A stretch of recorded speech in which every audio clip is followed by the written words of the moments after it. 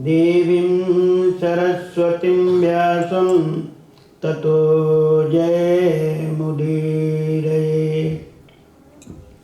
कल्याणानां निधानं कलिमलमथनं पावनं पावनानां पाथेयं मुमुक्षो सपदि परपदप्राप्तये प्रस्थितस्य विश्रामयस्थानमेकं कविवरवचसां जीवनं सज्जनानां बीजं धर्मधुर्मस्य प्रभवतु भवतां भूतये रामनामम्। रामं रामानुजं सीतां भरतं भरतानुजं सुग्रीवं वायुसूनं च प्रणमामि पुनः पुनः। प्रणमामि पवन कुमार खलवन पावक ज्ञान घन जास हृदय आगार बसहि राम सर चापुधर। सुचि सुंदर आसन सुभग आइए पवन कुमार राम लखन सीता सहित करहु सदा कल्याण। भक्ति भक्त भगवंत गुरु चतुर नाम बपुए इनके पग बंधन किए नाशे विघ्न यने। बोलिए श्री सीताराम जी महाराज की, श्री लक्ष्मी नारायण भगवान की, जगत जननी परम्बा भवानी की, श्री हनुमान जी महाराज की, सपरिवार श्री शंकर भगवान की। 2 बार सभी लोग भगवान के मंगलमय नाम का उच्चारण करें। उसके तत्पश्चात भगवत माता के कुछ चरित्रों को वर्णन किया जाए।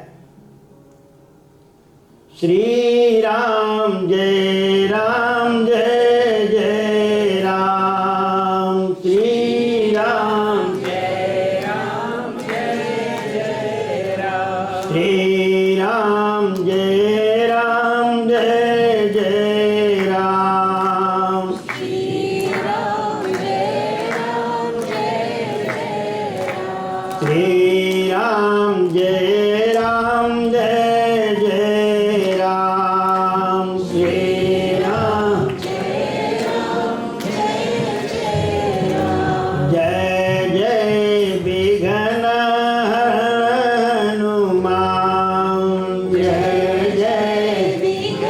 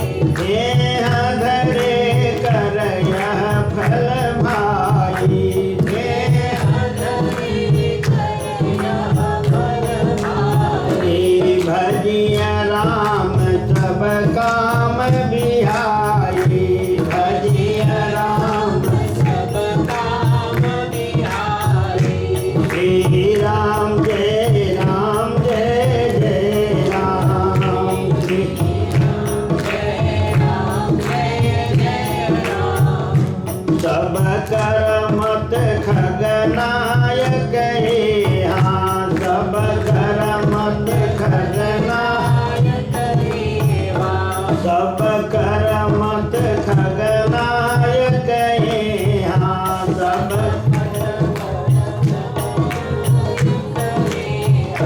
करिया राम पद पंकज नेहा, करिया राम सोई पावन सोई सुभग शरीरा, सोई पावन सोई पावन सोई सुभग शरीरा, सोई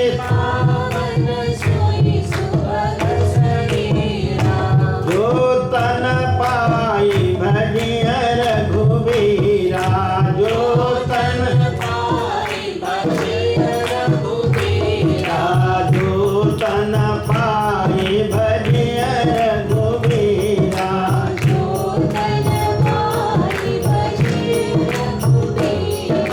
सब कर मत खगनायक हे हाँ, सब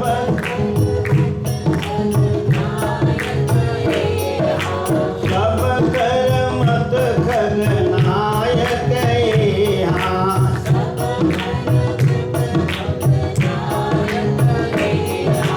करिया राम पद पंकज नेहा, करिया राम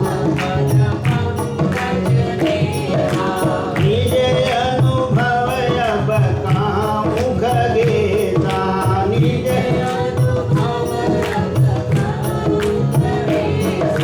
निज अनुभव अब कामुख गेता, निज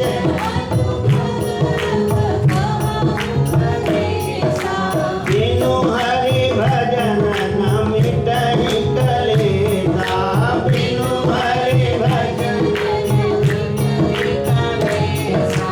बिनु हरि भजन न मिटहि कलेसा, बिनु हरि श्री राम जय राम जय जय राम, श्री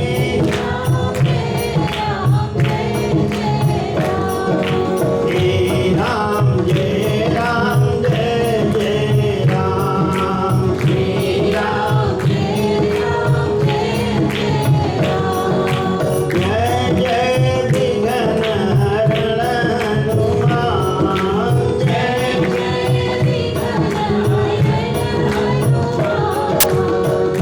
जय विघ्न हरण हनुमान, जय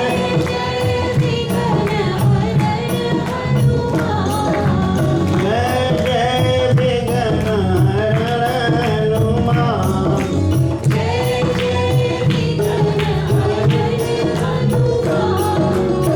बोलिए श्री सीताराम जी महाराज की, श्री लक्ष्मी नारायण भगवान की, जगत जननी परम्बा भवानी की, सपरिवार श्री शंकर भगवान की, सब संत भगवान की, भक्त और भगवान की।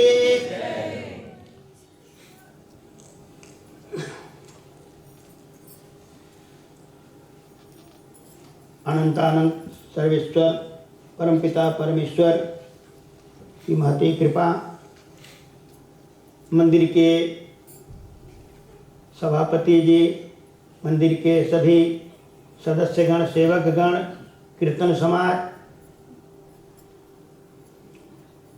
आए हुए सभी भक्तगणों, माताओं एवं बहनों, श्रद्धालु बच्चों, अनंतानंत सर्वेश्वर अखिलेश्वर परमपिता परमेश्वर की महती कृपा के फलस्वरूप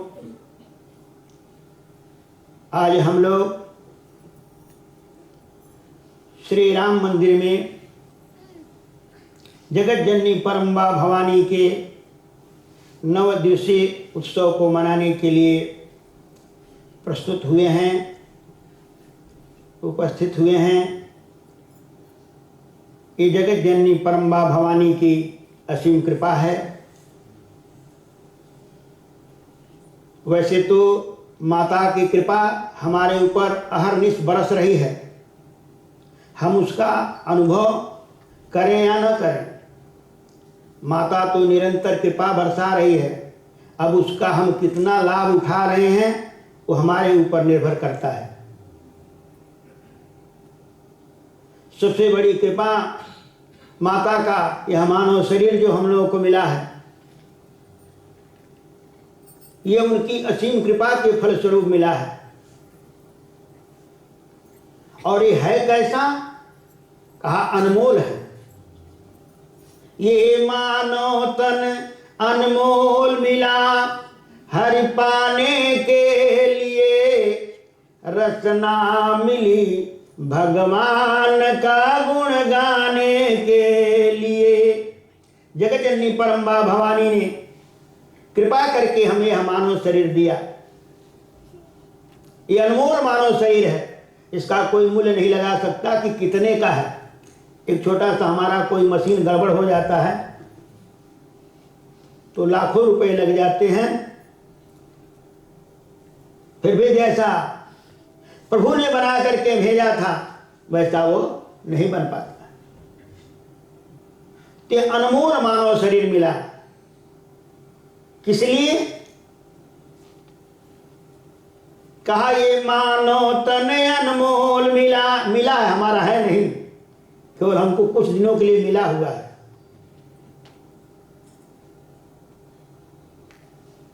उसके बाद फिर हमसे ले लिया जाएगा। जैसे खेती है, हमें कुछ दिनों के लिए मिला है, हम उससे जितना कमाना है कमा लें, लाभ उठाना उठा लें, अन्यथा एक दिन हमको उसको छोड़ देना है। इसी प्रकार से यह मानव शरीर भी हमें मिला है। जगत जननी परम्बा भवानी के कृपा से, प्रभु के कृपा से इससे जितना हमें लाभ उठाना है उठा लें। इसीलिए कहा गया कि ये मानो तन अनमोल मिला, किस लिए? हरि पाने के लिए। हमें ईश्वर ने यह मानव शरीर दिया कि इससे हम सत्कर्म करें, सत्कर्म करके प्रभु के पाने का कोशिश करें। जगत जननी परम्बा भवानी के चरणों में की भक्ति प्राप्त करने के लिए मिला है। इस समय नवरात्रि है, हम अपने घर में जगत जननी परम्बा भवानी को बुलाने के लिए अपने घर को सफाई कर रहे हैं। सभी लोग आज कई दिनों से अपने अपने घरों को साफ कर रहे हैं। हमारे कहने का मतलब जो भी अगर गलत सलत खा रहे हैं वो सब निकाल के बाहर फेंक रहे हैं, साफ कर रहे हैं, ताकि जगत जननी परम्बा भवानी आएंगी। तो हमेशा घर को हम साफ रखें ताकि हमेशा माता हमारे घर में वास रखें। यह थोड़ी कि 9 दिन तक हमने माता को घर को साफ किया, माता को बुलाया, 9 दिन के बाद माता भागो तुम जल्दी, क्योंकि हम इसको दूसरा को बुला रहे हैं। तो घर को हमेशा साफ रखेंगे, क्योंकि जहां साफ तहां आप। और जब घर में मुर्दा लाएंगे तो शमशान बन जाएगा। बाजार से मुर्दा ही तो लाकर घर में रखते हैं, तो घर हुआ शमशान, तो वहां देवताओं का वास कैसे होगा? इसीलिए इस समय सभी लोग जो गलत सलत घर में रखे हैं उसको फेंक रहे हैं और कह रहे हैं हम 9 दिन व्रत रहेंगे। अरे भाई, व्रत ही रहना है या सफाई से रहेंगे, शाकाहारी रहेंगे, तो हम क्यों ना अपने घर को पूरा ही सफाई से रखें ताकि माता का निरंतर हमारे घर में वास हो।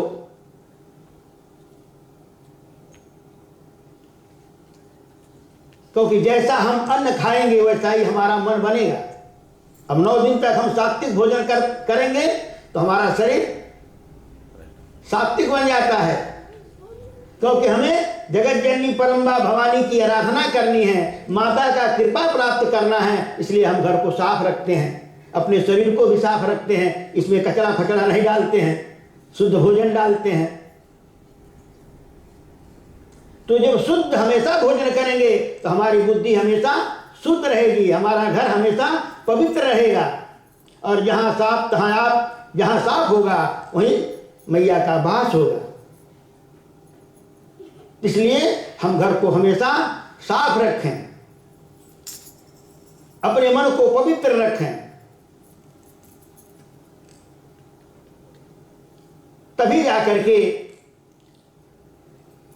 हमारा मंगल होगा, कल्याण होगा। यह नहीं कि 9 दिन तक हमने खूब भजन किया, उसके बाद फिर 9 दिन खूब स्नान किया, उसके बाद फिर हमने कचरा लपेट लिया। तो इस प्रकार से कहा गया कि हमें अपने इस शरीर को पहले शुद्ध रखें। यह शरीर जो माता ने दिया है, ये माता के लायक बनाना, तभी तो माता कृपा करेगी।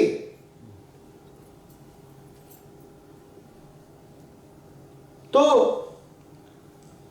इस शरीर को हम मैया के योग्य बनावें। इसमें सात्विक भोजन डालेंगे, जैसा खाए अन्न वैसा बने मन, जैसा पिए पानी वैसा बने बानी। वो बोतल वाला भी तो पानी है, सड़ा हुआ शराब जिसको बोलते हैं, पीने के बाद बुद्धि कर देता है खराब। तो वो सड़ा हुआ पानी न पिए, पवित्र पानी पिए, शुद्ध पानी पिए। जैसा पिए पानी वैसा बने बानी, जैसा खाए अन्न वैसा बने मन। सात्विक भोजन करेंगे तो सात्विक हमारे अंदर विचार आएगा, सात्विक हमारा मन बनेगा, हम मैया के योग्य बनेंगे, मैया के कृपा के योग्य बनेंगे, प्रभु के कृपा प्रसाद को प्राप्त करेंगे। और तामसी भोजन करेंगे तो हमारे अंदर तमोगुण आएगा, हम तब भजन करने लायक नहीं रह पाएंगे। रावण जैसे महान ज्ञानी जिसको चारों वेदों का ज्ञान था, वह कहता है कि भजन करने के लिए क्या होना चाहिए। कहता हुई है भजन न तामस देहा।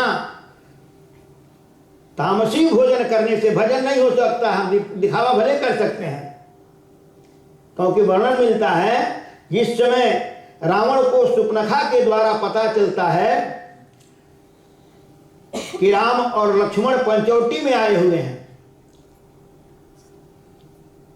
सुपनखा बताती है उन राजकुमारों ने हमारे नाक काट दिए हैं। रावण कहता है बहन, तो वहां हमारी 14,000 मिलिट्री के साथ हमारे सेनापति खरदूषण तृष्णा रहते हैं, उनके पास क्यों नहीं तुम गई गुहार लेकर के। सुपनखा कहती है मैं गई थी भैया, लेकिन अकेले राम ने ही 14,000 सेना समेत खरदूषण तृष्णा को मार डाला। तब रावण कहता है खरदूषण मोहि सम बलवंता, तिनहि कुमार ही बिनु भगवंता। खरदूषण मेरे समान बलवान थे, उनको बिना भगवान का कोई नहीं मार सकता। सुपनखा कहती जब तुम्हें पता चल गया कि राम भगवान है, तो अब तुम उनका भजन करो जाकर के, अपना राजपाट दे दो अपने पुत्र मेघनाथ को और जाकर के उनका भजन करो। रावण कहता बन यही तो नहीं होगा। कहा क्यों नहीं होगा, जब तुम जान गए कि भगवान है, अब उनके हमें शरण में जाना चाहिए। और कहता हम नहीं जा सकते। क्यों नहीं जा सकते? तब रावण बताता है होई हाई भजन न तामस देहा।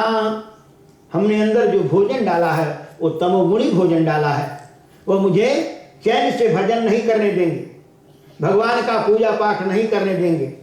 इसीलिए पूजा पाठ करने के लिए हम लोग अपना घर का साफ सुथरा कर रहे हैं सब, ताकि सात्विक भोजन करेंगे तो सात्विक विचार आएंगे। तो कहने का मतलब है कि हम तमोगुणी भोजन को छोड़ें, तभी हमारा भजन बनेगा। कोई है भजन तामस देहा, मन कर्म वचन मंत्र दिनेहा। उसने मन और कर्म वचन से निश्चय कर लिया हमारा उद्धार कैसे होगा, तब जाकर भगवान से बैर करता है। तो अब जाई बैर हठ करहूं, अब प्रभु सर लगे प्राण भव तरहूं। तो हमारे कहने का मतलब कि ये रावण के शब्द हुई हैं भजन न तामस देहा। भजन करने के लिए हमें प्रभु की कृपा प्राप्त करने के लिए, मैया की कृपा प्राप्त करने के लिए, आशीर्वाद प्राप्त करने के लिए हमें अपने आप को पहले पवित्र करना होगा, अपने मन को शुद्ध करना होगा, तभी जाकर के उनका आशीर्वाद हमें मिलेगा। जैसे घड़ा है, मान ली उस घड़े में पहले से कचरा भरा हुआ है, तो उसमें यदि कहा जाए इसमें जल भर के लाओ, तो कैसे जल भराया जाएगा?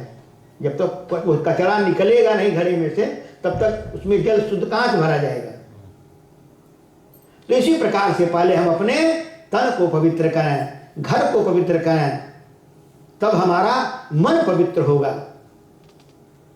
जब हमारा मन पवित्र हो जाएगा, तब मैया का कृपा हमारे ऊपर जो बरस रहा है वो दिखने लगेगा। बरस तो रातों दिन रहा है, मैया के कृपा रातों दिन बरस रहा है।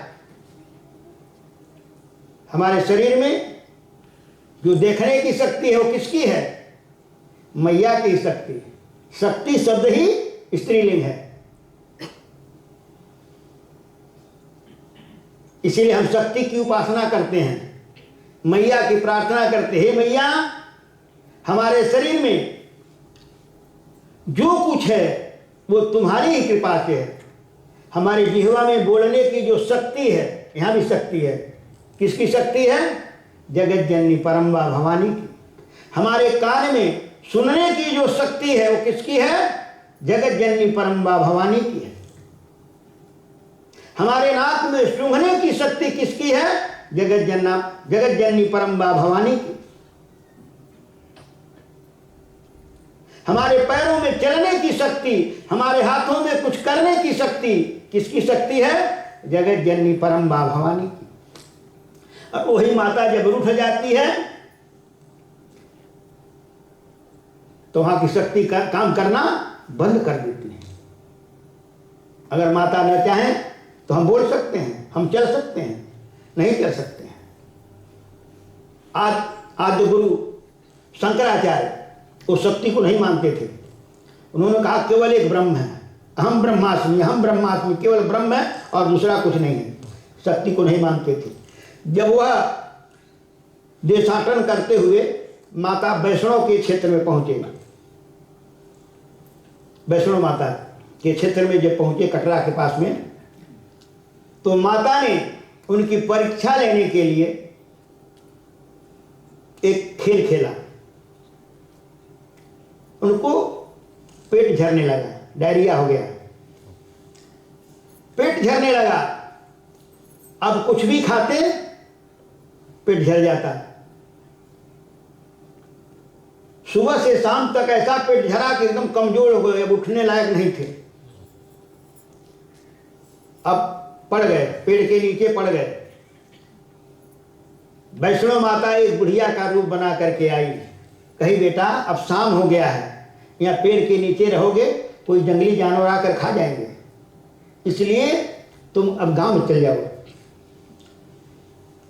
शंकराचार्य जी ने कहा माता अब मेरे पास शक्ति नहीं है चलने के लिए।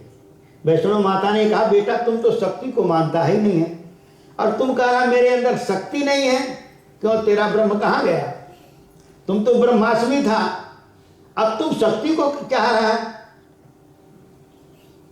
शंकराचार्य जी ने देखा ये कोई साधारण माता नहीं है, उनके चरणों में गिर पड़े। माता तुम कौन हो? तो वैष्णव माता ने अपने रूप में दर्शन दिया। बोले श्री वैष्णव माता की। तो जगत जननी परम्बा भवानी ने दर्शन दिया और शंकराचार्य जी ने अपनी भूल का क्षमा याचना की, मैया मुझसे भूल हुआ कि मैं शक्ति को नहीं मानता था। तो कहने का मतलब हमारे अंदर जो भी शक्ति है वो जगत जननी परम्बा भवानी की शक्ति है। यदि शक्ति हमारे शरीर से निकल जाए तो प्राण रहते हुए भी हम कुछ नहीं कर सकते। जगत जननी परम्बा भवानी की शक्ति है, जिसके शक्ति के द्वारा हम चलते हैं, बोलते हैं, देखते हैं, सुनते हैं, नाना प्रकार के कर्म करते हैं। तो इसलिए हमें उस शक्ति देने वाली जगत जननी परम्बा भवानी की आराधना करनी चाहिए, उनको धन्यवाद देना चाहिए।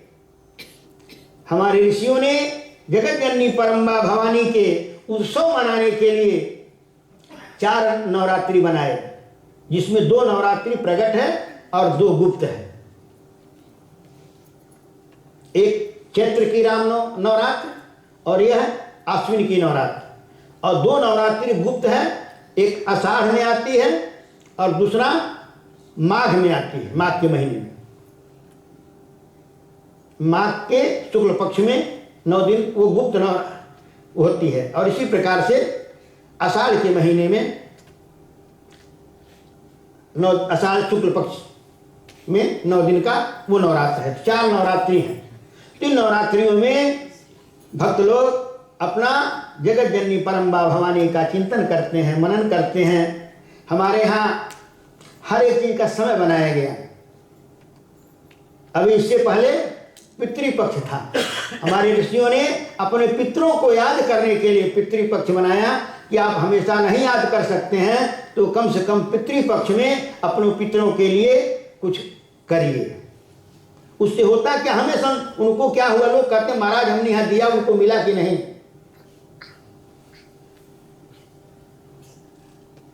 अरे ये तो आप प्रत्यक्ष देख रहे हो, जमीन में जो आप बो रहे हो, धान लगा रहे हो चाहे गेहूं लगा रहे हो, जो लगा रहे हो वो नहीं मिलता, वो तो सड़ जाता है। जो हम बोते हैं वो सड़ जाता है, सड़ करके उसी में से अंकुर निकलता है, एक ऊपर जाता है एक नीचे जाता है। जो नीचे जाता है वो सोर बनता है, जड़ बनता है, जो ऊपर जाता है वो तना बनता है। फिर समय आने पर उसमें फूल फल लगते हैं। एक हमने बोया उसमें हजारों फल लगे, लेकिन अगर वही नहीं बोए होते, लेकिन अब कहिए वही मिलेगा तो कैसे मिलेगा, वो तो सड़ गया। लेकिन वो उसका रूप बदल करके फिर अनेक इसी प्रकार से, अथवा जैसे आप मान लीजिए यहाँ से सूरीनाम या इंडिया पैसे भेज रहे हैं, यहाँ से आप एरो भेज रहे हैं, लेकिन वहाँ ट्रांसफर होकर के उनके रुपए में उनको मिल जाता है, आपके परिवार वालों के या जो जिनको आप भेजते हैं। तो इसी प्रकार से हम जो करते हैं वो जिस जोनी में होंगे उस जोनी में उस रूप में परिवर्तित होकर के उनको मिल जाता है। तो ये हमारी श्रद्धा है उन याद करने के। इसलिए हमारे ऋषियों ने ये नियम बनाया कि नहीं हमेशा कर सकते हैं तो ये 15 दिन पितरों के लिए बना दिया। जैसे आपके यहाँ मदर दाग फादर दाग क्या क्या बनाया है ना, कि उस दिन माता को याद करो, उस दिन पिता का याद करो। हमारे यहाँ गुरु पूर्णिमा बनाया, साल में एक बार, नहीं आप गुरु के यहाँ जा सकते, साल में एक बार अपने गुरु के यहाँ गुरु दरबार में जाओ, गुरु पूर्णिमा मनाओ, गुरु के लिए अपना आशीर्वाद लो, जो भी।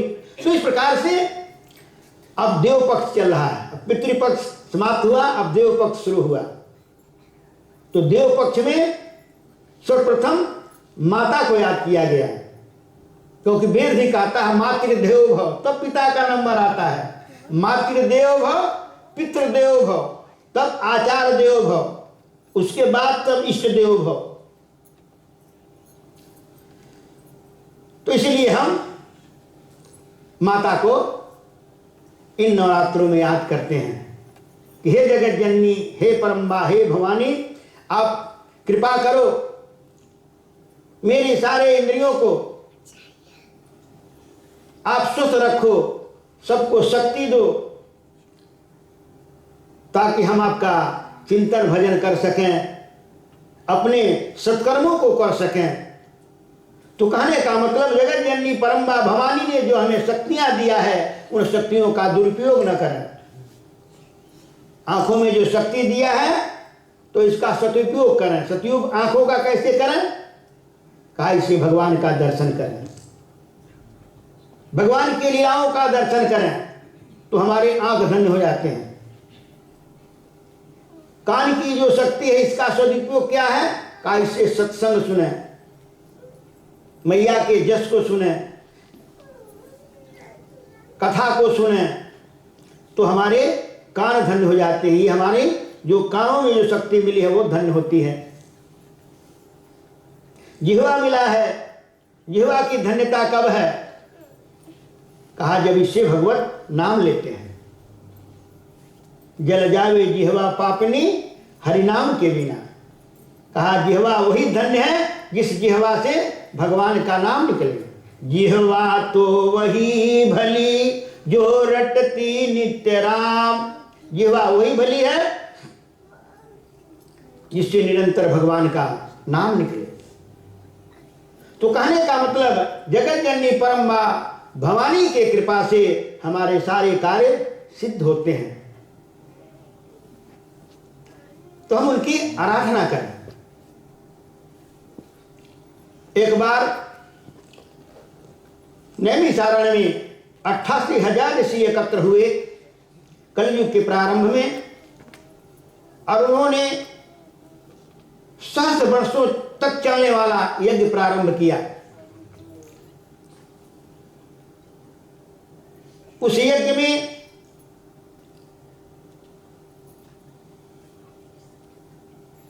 जो सत्संग का टाइम दिया गया था, उसके लिए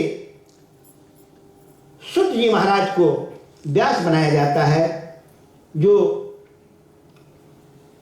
व्यास जी के परम प्रिय शिष्य हैं सूत जी महाराज, और 88,000 ऋषि श्रोता बनकर के बैठे हुए हैं। उस समय शौनक आदि ऋषियों ने सूत जी महाराज से प्रार्थना किया, महाराज यह जो जगत जननी परम्बा भवानी के नाम से जो कथा है, जगत जननी भवानी के जो चरित्र हैं वो कहाँ मिलेंगे?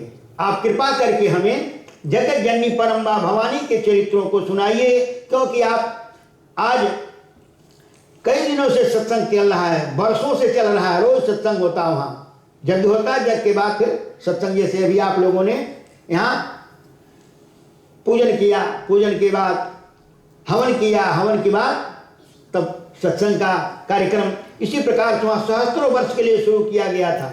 सूत जी से शौनक आदि ऋषियों ने प्रश्न किया, महाराज आप कृपा करके हमें जगत जननी परम्बा भवानी के चरित्रों को सुनाइए। अभी तक आपने मुझे, हम लोगों को शिव पुराण सुनाया, भगवान शंकर के महान जसों को आपने सुनाया, श्रीमद् भागवत की कथा सुनाई, जिसमें भगवान नारायण के, भगवान विष्णु के अनेक जन्मों की गाथा सुनाई, अनेक लीलाओं का आपने चर्चा सुनाया। अब कृपा करके जगत जननी परम्बा भवानी के कथा को सुनाइए, उसके महत्व को बताइए, जगत जननी परम्बा भवानी कि कैसे जीवों के ऊपर कृपा होती है। तब सूत जी महाराज देवी भागवत में देवी भागवत कथा का महत्व बताते हैं कि जगत जननी परम्बा भवानी का अनुष्ठान करने से श्रद्धापूर्वक 9 दिन तक उनका व्रत रख करके और इस जगत जननी परम्बा भवानी की चरित्रों को सुने तो क्या होता है, उससे कैसे लाभ मिलता है। सूत जी महाराज बताते हैं शौनक आदि ऋषियों को कि एक बार द्वारिका में एक भोजवंशी शस्त्राजित नाम का राजा था, एक यादव था। भोजवंशी शस्त्राजित नाम का एक यादव था, जो भगवान सूर्य का भक्त था, भगवान सूर्य की आराधना में मगन रहता था, भगवान सूर्य की कठोर तपस्या किया, जिससे सूर्य देव भगवान प्रकट होकर के आशीर्वाद के रूप में शस्त्राजित को एक मणि दिया, एक मणि दिया जिसका नाम था सामंतक मणि। उसका यह गुण था कि वह रोज 4 भर सोना देती थी। तो उस मणि को पा करके उसने क्या किया, अपने गले में उसको पहन लिया, माला बना करके। एक बार द्वारिकाधीश का दरबार लगा हुआ था, भगवान कृष्ण अपने सहचरों के साथ बैठे हुए थे। उसी समय वह शस्त्राजित आ रहा था, मणि उसके गले में चमक रही थी। दरबारियों ने देखा, कहा महाराज लगता है आज आपके दरबार में भगवान सूर्य नारायण आ रहे हैं आपका दर्शन करने के लिए, इतना उस मणि का प्रकाश हो रहा था। भगवान ने कहा कि देखो कौन है। धीरे धीरे जब वह और नजदीक आया तब पता चला कि शस्त्राजित है, और इसके गले में जो मणि है भगवान सूर्य नारायण की दी हुई उसी का यह प्रकाश हो रहा है। तो उन दरबारियों ने उस शस्त्राजित से कहा कि यह मणि तुम द्वारिकाधीश भगवान को दे दो, क्योंकि इनके योग्य है, राजा के योग्य है। उसने कहा मैंने तपस्या की है और तपस्या का मैं फल स्वयं भोगूंगा, दूसरे को नहीं दूंगा। भगवान ने कृष्ण ने कहा कि ठीक तो कह रहा है, उसने तपस्या किया, उसका फल उसी को ही भोगना चाहिए, उसका अधिकारी वही है। शस्त्राजित वह मणि लेकर के घर चला गया। आगे चल करके क्या होता है, एक दिन उसका भाई प्रसेन, उसका नाम था प्रसेन, प्रसेनजीत ने क्या किया, उस मणि को पहन करके जंगल में शिकार खेलने चला गया। तुलसी जैसी भवतव्यता भवतव्यता बलियसी, वह मणि को पहन करके शिकार खेलने जंगल में चला गया। और जंगल में जाने के बाद क्या हुआ, उस मणि के चमक को देखा एक शेर ने तो आक्रमण कर दिया, घोड़े को मार डाला और उसको भी मार डाला, प्रसेन को भी मार डाला और मणि को वहां लेकर के जाने लगा। कुछ दूर गया तो आगे एक भालू मिला, रीछराज मिले। भालू ने देखा उस चमकते हुए मणि को तो उसने शेर के ऊपर आक्रमण कर दिया। दोनों में घर्घोर युद्ध होता है और अंत में भालू ने उस शेर को मार डाला और उस मणि को लेकर के चला गया। आगे जाने पर उसकी गुफा थी, उस गुफा में मणि को ले जा करके रख दिया। इधर जब शाम हो गई और प्रसेन लौटा नहीं तो शस्त्राजित ने, उसका भाई जो था, वो कहना शुरू किया कि लगता है हमारे भाई को द्वारिकाधीश ने मरवा करके, कृष्ण ने मरवा करके और मणि को ले लिया।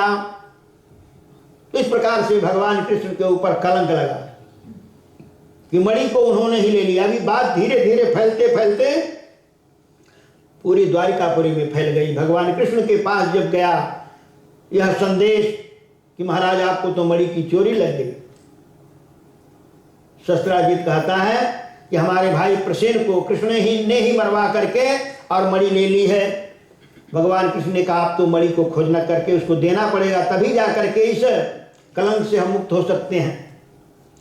भगवान कृष्ण ने द्वारिका के लोगों को लेकर के और मणि खोजने के लिए निकल पड़े। खोजते खोजते जब उस जंगल में पहुंचते हैं तो देखते हैं वहां घोड़ा मरा पड़ा हुआ है और कुछ दूर पर वह प्रसेन भी मरा पड़ा हुआ है। कैसे मरा है, अब इसका खोजबीन किया जाता है तो पता चला इसके ऊपर शेर के नखों का घाव है, इसको कोई शेर मार करके ले गया है। अब उसके पग चिन्हों को देखते हुए आगे जब बढ़ा गया तो आगे जाते हैं तो देखते हैं शेर भी मरा पड़ा हुआ है और वहां कोई मणि दिखाई नहीं दे रही है। अब वहां देखा गया तो पता चला कि भालू से और शेर का द्वंद्व युद्ध हुआ है, क्योंकि भालू के बाल उसके नखों में लगे थे, शेर के भी। अब उसके पग चिन्हों को देखते हुए जब आगे गए तो आगे एक गुफा मिली। भगवान कृष्ण ने कहा देखो ये तो अंधेरी गुफा है, अब इसमें सब लोगों को जाना ठीक नहीं, तुम सब बाहर हमारी प्रतीक्षा करो और हम जाते हैं देखते हैं। इसी गुफा में वह मणि गई हुई है। अब जब भगवान कृष्ण उस गुफा में चले जाते हैं, इधर यादव वहां खड़े खड़े कई दिन लग गया, क्योंकि भगवान जब गए तो अंदर में वो रीछराज जो जामवंत थे वो सोए हुए थे और उनकी पुत्री जामवंती थी, वह उस मणि के प्रकाश में खेल रही थी। भगवान कृष्ण जब गए उन्होंने कहा देवी ये मणि हम लेने के लिए आए हैं। उन्होंने कहा ये मणि हमारे पिताजी लाए हैं और उन्होंने मुझे दिया है, आप नहीं ले जा सकते हैं। इस प्रकार से भगवान कृष्ण ने कहा नहीं मैं इसको लेकर के जाऊंगा। जामवंती ने जामवंत जी को जगाया और फिर दोनों में बड़ा भयंकर युद्ध होता है। कई दिनों तक 27 दिनों तक युद्ध चला, कई दिनों तक युद्ध होता रहा। इधर जो यादव थे अपना इंतजार करते करते देखे अब तक कृष्ण लौटा नहीं, लगता है उसी में कोई उसको मार डाला ऋषराज। 1 दिन हुआ, 2 दिन हुआ, बेचारे जब भूख प्यास परेशान करने लगे तो सब छोड़ छोड़ करके और लौट आए। लौट करके आकर के द्वारिका में बताते हैं कैसी ऐसी घटनाएं घट गई। अब वसुदेव और देवकी अपने पुत्र वियोग में दुखित बैठे हुए हैं कि हमारा पुत्र आज कई दिनों हो गया और अभी तक लौटा नहीं। इसी दुख से दुखित होकर व्यथित होकर के और बैठे अश्रु बहा रहे थे। उसी समय देवर्षि नारद जी का आगमन होता है। देवर्षि नारद जी श्रीमान नारायण नारायण नारायण, श्रीमान नारायण नारायण नारायण, भद्रे नारायण नारायण नारायण, भद्रे नारायण नारायण नारायण, श्रीमान नारायण नारायण नारायण, श्रीमान नारायण नारायण नारायण, भद्रे नारायण नारायण नारायण, भद्रे नारायण नारायण नारायण। इस प्रकार से श्रीमन नारायण ध्वनि करते हुए देवर्षि नारद जी द्वारिकापुरी में पधारते हैं। वसुदेव और देवकी ने जब नारद जी को देखा, बेचारे दौड़ करके उनके चरणों पर गिर पड़े। महाराज, हमारा पुत्र आज कई दिनों से लौटा नहीं, गया था मणि को खोजने के लिए और गुफा में प्रवेश कर गया और आज कई दिन हो गए अभी तक लौटा नहीं।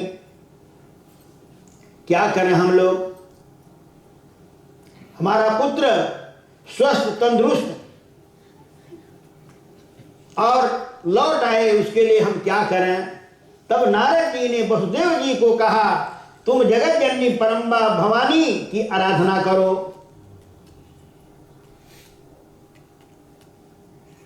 तुम उनका पूजन करो।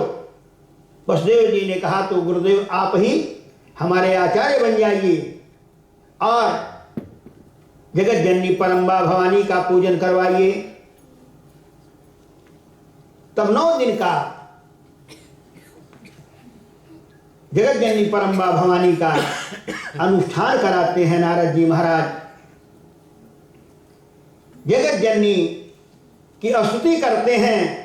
या देवी सर्वभूतेषु शक्ति रूपेण संस्थिता, नमस्तस्यै नमस्तस्यै नमस्तस्यै नमो नमः। या देवी सर्वभूतेषु मातृरूपेण संस्थिता, नमस्तस्यै नमस्तस्यै नमस्तस्यै नमो नमः। या देवी सर्वभूतेषु लक्ष्मी रूपेण संस्थिता, नमस्तस्यै नमस्तस्यै नमस्तस्यै नमो नमः। या देवी सर्वभूतेषु दुर्गा रूपेण संस्थिता, नमस्तस्यै नमस्तस्यै नमस्तस्यै नमो नमः। या देवी सर्वभूतेषु सरस्वती रूपेण संस्थिता, नमस्तस्यै नमस्तस्यै नमस्तस्यै नमो नमः। या देवी सर्वभूतेषु कृपा रूपेण संस्थिता, नमस्तस्यै नमस्तस्यै नमस्तस्यै नमो नमः। इस प्रकार से जगत जननी परम्बा भवानी की नारद जी महाराज देवकी और वसुदेव से अनुष्ठान कराते हैं और जगत जननी का जब प्रार्थना करते हैं, वह जगत जननी की कृपा से, उनके द्वारा दिए हुए शक्ति से भगवान कृष्ण ने जामवंत जी को परास्त कर देते हैं। जिस दिन अनुष्ठान पूरा हुआ उसी दिन भगवान जामवंत को परास्त करते हैं, उठाकर उन्हें पटक देते हैं। जब वो जामवंत मूर्छित हो जाते हैं और जब उनकी मूर्छा टूटती है तो सोचते हैं, आज तक मुझे किसी ने इस प्रकार से मूर्छित नहीं किया, ये कौन हो सकता है? हाथ जोड़ करके जामवंत जी ने कहा, महाराज आप हो कौन? तब भगवान कृष्ण ने राम रूप में उन्हें दर्शन देते हैं और तब जामवंत जी उनको कहते हैं, प्रभु आपने मेरे साथ युद्ध किया, मैंने आपके साथ युद्ध किया, मैंने तो घोर अपराध किया है, अपने इष्टदेव के साथ, अपने स्वामी के साथ मैंने युद्ध किया है, घोर अपराध किया है।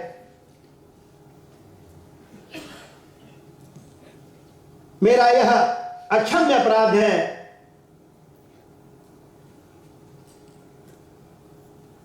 आप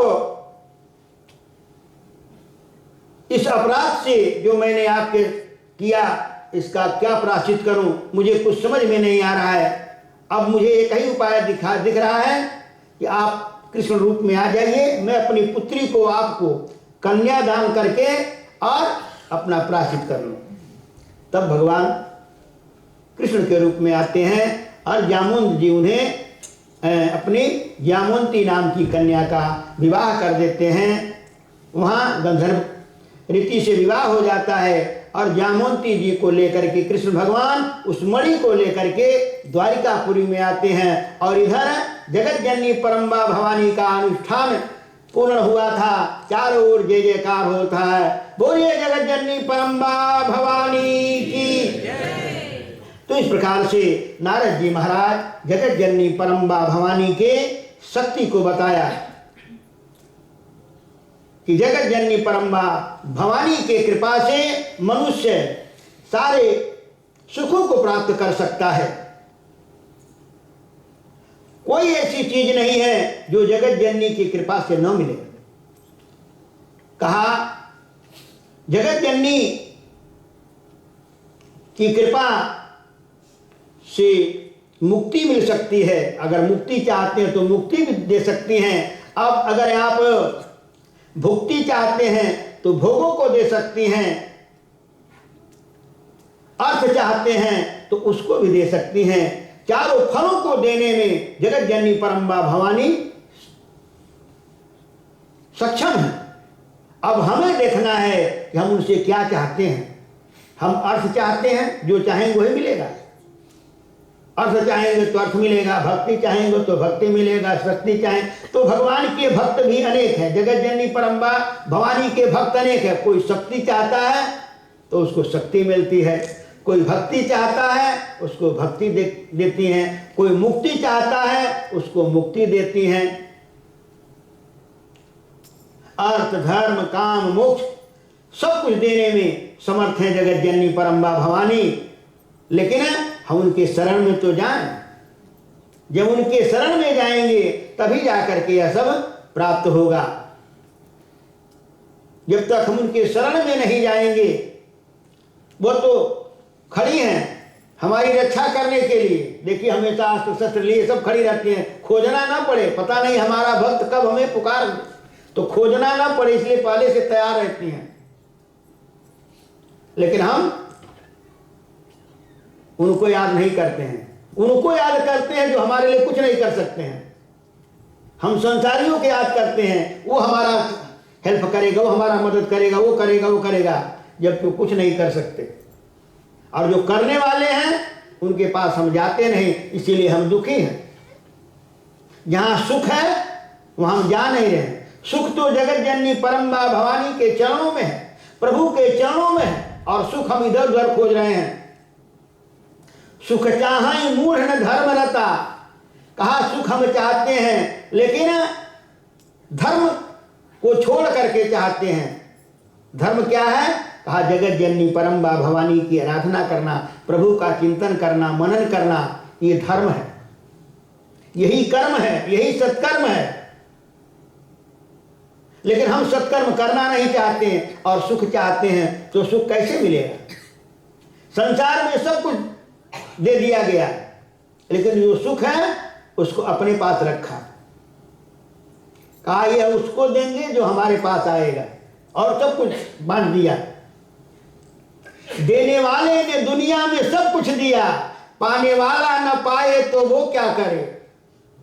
अक्ल दी सकल दी दे दिया जी जहां, जीना जो चाहो तो जीने को दी जिंदगी, बंदा परवर ने बंदे को दी जिंदगी।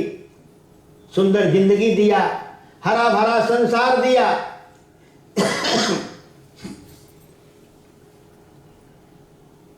जीने के लिए जिंदगी दिया, लेकिन उस जिंदगी से हम खिलवाड़ करते हैं। और हमें किस जिंदगी को कैसे जीना है,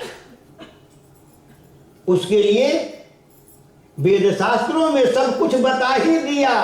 फिर भी न माने तो वो क्या करे, देने वाले ने दुनिया में सब कुछ दिया, पाने वाला न पाए तो वो क्या करे।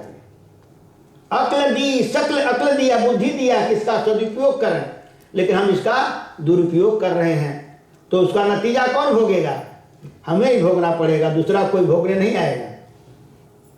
क्योंकि भगवान ने सब कुछ दे दिया, इस संसार में सब कुछ है। और एक में शान दिया गया, विधि प्रपंच गुण अवगुण साना। कहा यह विधाता का जो प्रपंच है इसमें गुण और अवगुण दोनों सना हुआ है, एक नहीं है। जितना बनाया विधाता ने वो सब दो बनाया, गुण बनाया तो अवगुण भी बनाया, पुण्य बनाया तो पाप भी बनाया, दिन बनाया तो रात भी बनाया। विधि प्रपंच गुण अवगुण साना, साधु साधु बनाया तो असाधु भी बनाया, साधु असाधु सुजाति कुजाति दानव देव ऊंच अरुण। किसी को खूब धनी बना दिया, किसी को गरीब बना दिया। पाप पुण्य दिन राति, पुण्य बनाया तो पाप बनाया, दिन बनाया तो रात बनाया, गंगा बनाया तो कर्मनाशा भी बना दिया। सब दो दो हैं। और सब बनाने के बाद अब हमें बुद्धि दिया, अब इस अपने बुद्धि के द्वारा इसमें जो तुम ग्रहण करोगे वही तुम पाओ, जो अपना चयन करोगे वही तुम्हें मिलेगा। अब हमारे ऊपर है कि हम उसमें क्या ग्रहण कर रहे हैं, पुण्य कर्म कर रहे हैं कि पाप कर्म कर रहे हैं। पुण्य कर्म करेंगे तो उसका फल है सुख, और पाप कर्म करेंगे उसका फल है दुख। काहुन को सुख दुख कर दाता, निज कृत कर्म भोग सब भ्राता। कोई किसी को सुख दुख देने वाला नहीं है। भगवान ने सब कुछ दे दिया और देने के बाद हमें बुद्धि दे दी और स्वतंत्र कर दिया कि अब तुम इसमें जो चुनो वही पाओगे। कहते हैं ना कि राम झरोखे बैठ के सब कर मोजरा ले, जाकी जैसी चाह करी वाको वैसी दे। भगवान ने सब कुछ दे दिया और अलग बैठा हुआ है, वो देख रहा है कौन क्या कर रहा है, उसके कर्मों के अनुसार अब उसको फल देता है। तो जब हमें अपने कर्मों का ही फल मिलने वाला है तो हम अच्छा कर्म करें, सत्कर्म करें, शुभ कर्म करें, ताकि हमें अच्छा फल मिले। हम सब बासी खा रहे हैं। बासी, बासी का मतलब पिछले, पीछे वाला। जैसा हमने कर्म किया था वैसा अब पाया है, और अब जैसा कर्म करेंगे वह आगे पाएंगे। लोग कहते हैं तुरंत मिल जाता है, तुरंत ऐसा नहीं मिल जाता है। आप पेड़ लगाते हैं तुरंत फल थोड़ी दे देता है। आप नौकरी करते हैं तुरंत पैसा थोड़ी मिलता है। नौकरी करते एक महीना बाद में, महीना भर में मिलता है, तब तक खाते क्या हैं? जो पहले का रखे हैं उसको खाते हैं, नया कर्म करते हैं। कहा इसी प्रकार से ये कर्मों की खेती है। तुलसी यह तन खेत है, मन क्रम वचन किसान, पाप पुण्य दो बीज है, बवै सो लवै सुजान। यह शरीर ही एक खेती है, जैसे समझ लीजिए। इस खेती में बोने के लिए दो बीज है, पुण्य और पाप, तीसरा बीज नहीं है। इस खेती में तमाम है, धान गेहूं मक्का आम सेब, जो भी बहुत चीज बोने के लिए। इस शरीर रूपी खेती में कहा दो ही बीज है, पाप पुण्य दो बीज है, बवै सो लवै सुजान। जो भी इसमें बोएंगे, बोने वाला किसान कौन है? किसान जो बोएगा वही काटेगा। तो बोने वाला का काम मन क्रम वचन किसान, मन से, वचन से और शरीर से, तीन प्रकार से कर्म होता है। शरीर से कर्म होता है और मन से भी कर्म होता है। और वचन से भी कर्म होता है। हम जब जैसे किसी को हम कटु शब्द कह देते हैं तो उसको दुख लगता है, ये भी एक कर्म बन गया। तो कहा हम ऐसा वाणी बोलें ताकि किसी को दुख न लगे। हम चाहते हैं कि सभी हमारे साथ प्रेम से रहें, तो कहा हम मीठा बोलें। वशीकरण एक मंत्र है, तज दे वचन कठोर, तुलसी मीठे वचन ते सुख उपजत चहुओर। ये भी एक कर्म है। तो मान लीजिए जब हम सबसे मीठा बोलेंगे, सभी लोग हमसे भी मीठा बोलेंगे। हम सबसे कड़वा बोलेंगे तो हमको भी, क्योंकि हम जो दे रहे हैं वही तो आएगा, जो हम बोएंगे वही तो काटेंगे। तो हमारे कहने का मतलब जैसा हमने कर्म किया था वैसा हमें प्राप्त हुआ है, और अब आगे जैसा हम कर्म कर रहे हैं वह आगे मिलेगा। इसीलिए देखते हैं एक पिता के विपुल कुमारा, एक माता पिता हैं, उनके 4 संतानें हैं, लेकिन चारों एक जैसे नहीं हैं। क्यों एक जैसे नहीं? जबकि माँ बाप तो एक ही हैं, माँ का पेट तो एक ही है, सांचा तो एक ही है, लेकिन चारों का चेहरा अलग अलग है, चारों की बोली अलग अलग है, चारों के संस्कार अलग अलग हैं। क्योंकि पिछले जन्म के कर्मों के अनुसार उनको संस्कार उनका सब है। उसी चारों में कोई विद्वान बनता है, कोई धनवान बनता है, कोई बेचारा गरीब हो जाता है, जबकि एक ही माँ बाप के संतान हैं और उनकी सबके ऊपर बराबर कृपा है। माँ बाप ये नहीं किसी को ज़्यादा किसी को कम करते हैं। अथवा एक विद्यालय में सैकड़ों विद्यार्थी पढ़ते हैं, टीचर वही पढ़ा रहा है, लेकिन उसमें कोई 10 बार रटता है तभी याद नहीं होता है, और कोई एक बार सुन लेता है तो उसे याद हो जाता है। ये पूर्व जन्म के संस्कारों का ही काम है। तो इसीलिए कहा गया है कि हमने जैसा कर्म किया था वैसा इस जन्म में पाया है। तो अब हम अच्छा कर्म करें ताकि आगे चल करके हमारा और अच्छा बने।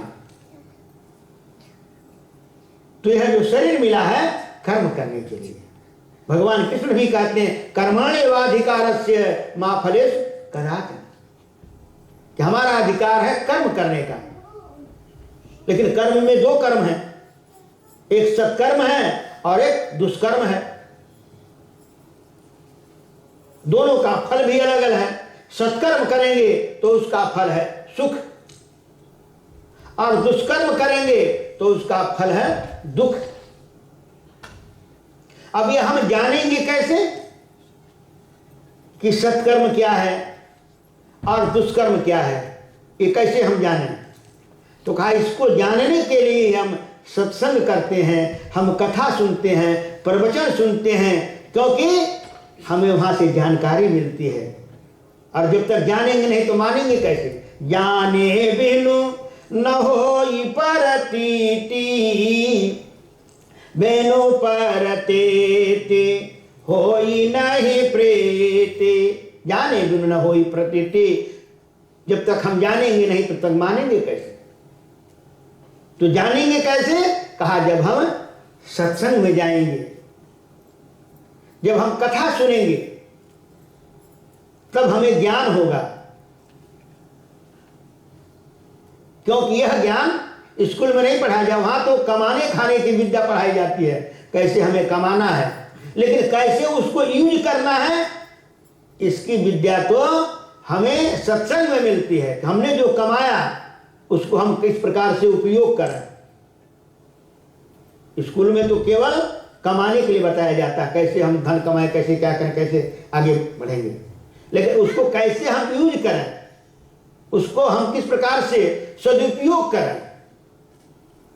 धन तो हमारे पास है, लेकिन उन धन को उपयोग कैसे करना। कहा धन ते धर्म अधर्म नाना कर्म करी। धन से धर्म भी होता है और अधर्म भी होता है। अगर धर्म में जाता है तो कहा उसको सत्कर्म कहा गया, अधर्म में गया तो उसको दुष्कर्म कहा गया। धन से ही सब होना है, लेकिन अब उसका उपयोग हम किधर कर रहे हैं, किस विषय में कर रहे हैं। तो कहा इसके लिए हमारे शास्त्र पुराण हमें बताते हैं क्या धर्म है क्या अधर्म है।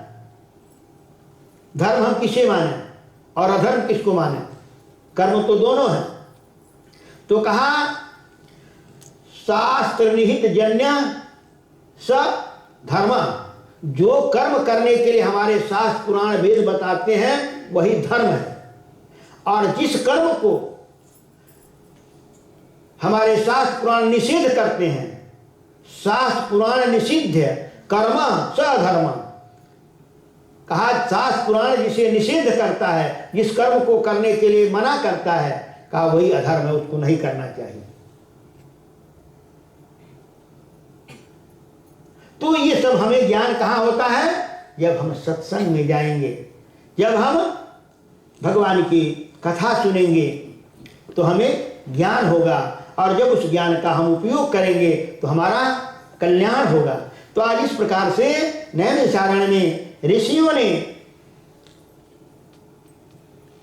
शौनक आदि ऋषियों ने सूत जी महाराज से प्रश्न कर रहे हैं, महाराज जगत जननी परम्बा भवानी की कृपा जीव के ऊपर कैसे होती है, कैसे जगत जननी की कृपा होती है। तो इसके विषय में एक बार अगस्त जी महाराज भ्रमण करते हुए पहुंचते हैं स्वामी कार्तिकेय जी के आश्रम में। स्वामी कार्तिकेय जी के आश्रम में जाकर के, और स्वामी कार्तिकेय जी भगवान शंकर के बड़े पुत्र हैं। भगवान शंकर के दो पुत्र हैं, एक पिता से पैदा हुआ है और एक माता से पैदा हुआ है। बड़ी विचित्र उनकी सब लीलाएं हैं भोलेनाथ जी की। तो शंकर जी के बड़े पुत्र कार्तिकेय जी महाराज के आश्रम में पहुंचते हैं अगस्त जी महाराज, और जा करके उनके चरणों में वंदन करते हैं, प्रणाम करते हैं, और उसके बाद पूछते हैं, महाराज आप कृपा करके हमें जगत जननी परम्बा भवानी के चरित्रों का महत्व बताइए, उनकी क्या महिमा है। तो उनके महात्मा को स्वामी कार्तिकेय जी बताते हैं कि राजन, पूर्व समय में एक श्राद्ध देव नाम के राजा थे, बड़े प्रतापी राजा थे। चारों ओर उनका जय जयकार हो रहा था। उनकी रानी भी बड़ी साध्वी थी, पतिव्रता थी, लेकिन उन्हें कोई संतान नहीं था। पूरे भूमंडल के राजा थे लेकिन संतान कोई नहीं था। अब बेचारे दुखी हुए। गुरु गृह गए तुरत महिपाला, माथ नाई कर विनय विशाला। अपने गुरु वशिष्ठ जी महाराज के चरणों में जाकर प्रणाम करते हैं, गुरुदेव हमारे कोई संतान नहीं है। हमारा सूर्य वंश जो है वो वैश्वत मनु के पुत्र थे, वैश्वान महाराज के पुत्र थे। उन्होंने कहा हमारा सूर्य वंश लगता हमारे साथ ही समाप्त हो जाएगा, इसलिए गुरुदेव निज दुख सुख सब गुरु ही सुनाऊं। अपना दुख सुख गुरुदेव को निवेदन किया, गुरुदेव आप कृपा कीजिए। तब वशिष्ठ जी महाराज ने कहा, राजन तुम उसके लिए एक अनुष्ठान करो। पुत्रेष्टि यज्ञ करवाया। वशिष्ठ जी महाराज स्वयं आचार्य बने और पुत्रेष्टि यज्ञ करवाया। जब पुत्रेष्टि यज्ञ के लिए संकल्प लिया गया तो उसमें हुआ क्या, राजा और रानियों में मतभेद था। राजा चाहते थे हमें कोई पुत्र हो जो हमारा ये राज्य काज आगे चलावे, और रानी चाहती थी कि हमें कोई पुत्री हो ताकि जो हमारे साथ रहेगी, हमारे साथ हाथ बटाएगी। तो रानी की इच्छा थी पुत्री की, राजा की इच्छा था पुत्र का। अब जब संकल्प होने लगा तो रानी ने धीरे से ब्राह्मण देवता को, एक होता को, उसने कहा कि मुझे पुत्री चाहिए। महाराज हम आपको धन दूंगी और आप मुझे पुत्री का मंत्र पढ़ दीजिए, संकल्प कर दीजिएगा। अब जब वह यज्ञ शुरू हुआ, उस यज्ञ में उस होते ने सब गड़बड़ कर दिया। उसने क्या किया कि पुत्र की जगह पुत्री का मंत्र पढ़ दिया। यज्ञ पूरा हुआ और समय अनुसार यज्ञ का जो चरु भाग था उसको आशीर्वाद के रूप में दिया गया रानी को। समय पर रानी को जब संतान हुई, राजा ने देखा ये तो पुत्री है। पुत्री और पुत्र में कोई अंतर नहीं है, लेकिन राजा को ये हुआ कि ये गलत कैसे हो गया। हमने अनुष्ठान किया था पुत्र के लिए, संकल्प लिया गया था, इसलिए कहीं गलती जरूर इन लोगों ने किया है। गुरुजी के घर गए और जाकर कहे, गुरुदेव हमने तो पुत्र से यज्ञ किया था और एक कन्या कैसे हो गई।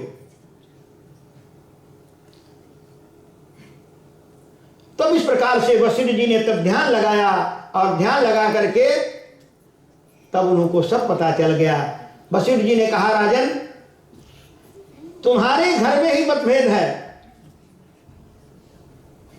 तुम्हारी पत्नी ने ब्राह्मणों को लालच दे करके और पुत्र के जगह पुत्री का मंत्र पढ़वा दिया है, इसलिए ये पुत्री हो गई। राजा ने कहा, महाराज तब कोई उपाय कीजिए जिससे हमारा यह पुत्री पुनः पुत्र हो जाए। उन्होंने तब भगवान शंकर की आराधना की, घनघोर आराधना की। वशिष्ठ जी जाकर उत्तराखंड में घनघोर आराधना की कि हमारे यजमान की इच्छा के अनुसार आप वरदान दें। भगवान शंकर प्रकट होते हैं और आशीर्वाद देते हैं, जाओ वह पुत्री से पुत्र हो जाए। जब पुत्री हो गया तो उसका नाम इला रखा गया था, इला। और जब पुत्र हो गया तब उसका नाम सुदुम्न रखा गया, सुदुम्न। अब यह धीरे धीरे बड़ा हुआ। जब बड़ा हुआ 16 वर्ष का, तो एक दिन अपने साथियों के साथ, राजकुमारों के साथ घोड़े पर चढ़ करके और वन में शिकार खेलने के लिए निकला। और शिकार खेलते खेलते एक ऐसे जगह पर पहुंचा जहां जाने पर वह पुनः राजकुमार से राजकुमारी हो गया और जो घोड़े थे सब घोड़ियां हो गई, क्योंकि उस वनखंड को भगवान शंकर ने स्थापित किया था। एक बार भगवान शंकर और पार्वती जी वहां विहार कर रहे थे। उनके दर्शन करने के लिए ऋषि वहां पहुंचे। पार्वती जी को शर्मिंदित होती हैं और भगवान शंकर से प्रार्थना करती, महाराज इस हमारे जो बिहार का क्षेत्र है इसको आप श्रापित कर दीजिए, यहाँ कोई पुरुष ना आए, अगर पुरुष आवे तो स्त्री हो जाए। अब यह राजकुमार पुनः वहां जाकर के राजकुमारी बन गया, 16 वर्ष की राजकुमारी बन गया। सारे स्त्री के शरीर इसके हो गए, सुंदर स्वरूप हो गया, घोड़े घोड़ियां बन गई, सारे जो साथी थे वो सहेलियां बन गई। इस प्रकार से अब वह उसी वन में शर्म के मारे अब घर नहीं लौटा, उसी वन में घूमने लगा। इस वन से उस वन में, उस वन में से अब कन्या बन करके वह घूमने लगी वह देवी। और घूमते घूमते कहाँ पहुंची? हिमालय में चंद्रमा का पुत्र बुध था, वह बुध तपस्या कर रहा था।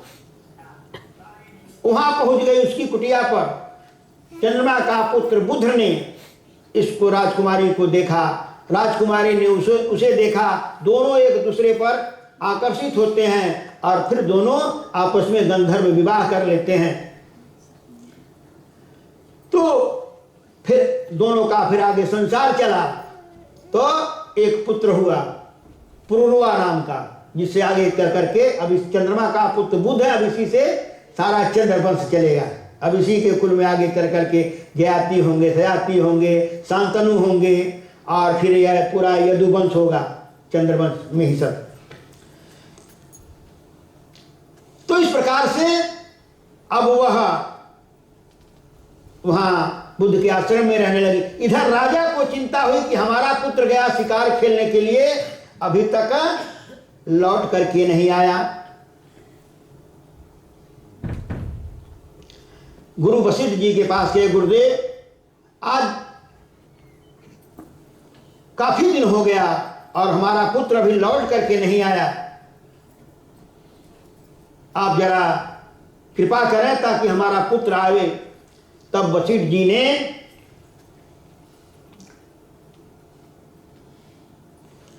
ध्यान लगाया और ध्यान लगाने के बाद उसे पता चला, वशिष्ठ जी को पता चला कि वह राजकुमार तो फिर राजकुमारी हो गया है और राजकुमारी ही नहीं बल्कि इसमें मां भी बन गया है।